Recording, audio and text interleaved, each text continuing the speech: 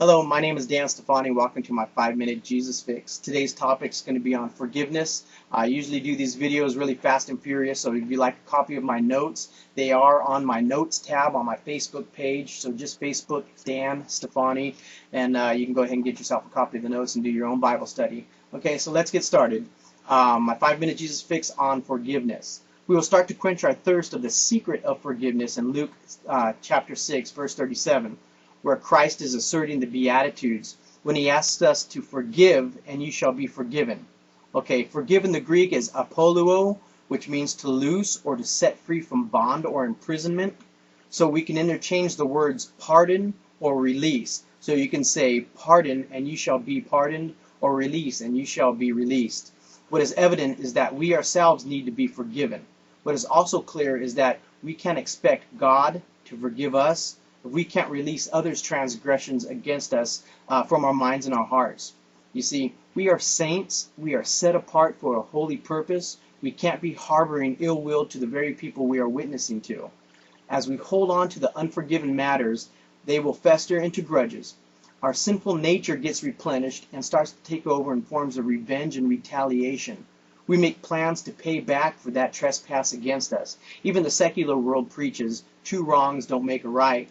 Moreover, we as Christians need to take a Christ-like attitude in all situations. Again, what kind of witness are we to the world if all we seek is punishment and retribution against the person that did us wrong? Okay, in Acts chapter 7, we're going to see Stephen getting stoned to death for simply stating the obvious truths.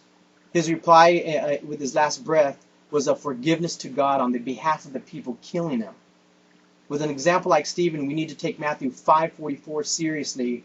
I know very few Christians that do. Jesus says there, love your enemies and pray for those who persecute you.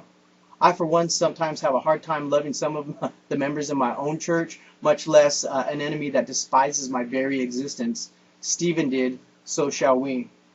We know the passionate plea Christ himself makes, with spikes in his hands and feet, with a shredded, flogged back, and streaming red blood down his face from the punctures of his crown of thorns on his head. In Luke 23:34, Christ says, Father, please forgive them, for they not know what they do. So before we go any further, we need to ask, what is the secret to the key of forgiveness? How can we start to forgive when anger, animosity, and resentment starts creeping into our hearts? We need to go back to Luke chapter 7, where Jesus tells a Pharisee the key to forgive and to be forgiven. You see, as they were dining, an immoral woman kissed and washed the feet of Christ with her hair and her tears. She also gave him perfume, none of which the Pharisee did. Jesus goes on to tell the Pharisee, her sins, which are many, are forgiven, for she loved much.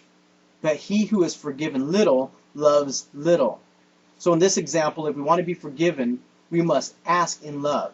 Okay, at this time, you could probably look into 1 Corinthians chapter 13, has a lot about this love, and it goes in coincidence with this. So what it basically says that we must sincerely humble ourselves in love. Once again, 1 Corinthians chapter 13, by the time you get to verse 5, it tells us that love does not take into account a wrong suffered. Okay, we can see this example in both Stephen and Jesus to the extreme. So we must forgive with love. Love is the key, but then again, when isn't love the key? Now in Colossians chapter 3, as part of putting on the new self, as being chosen of God, as us being holy and beloved, Paul says to forgive each other, whoever has a complaint against anyone, just as the Lord forgave you.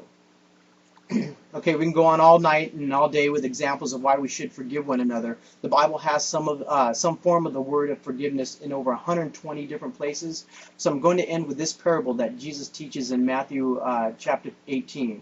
It's about a slave who owes his master a large amount of coin. Just as he is being sentenced, he throws himself down on the ground, crying for mercy. So instead of being tortured and punished till he pays back all he has borrowed, the master forgives his entire debt and sets him free. But then that same slave turns around and physically accosts another fellow servant for owing what amounts to pocket change and has him thrown into prison.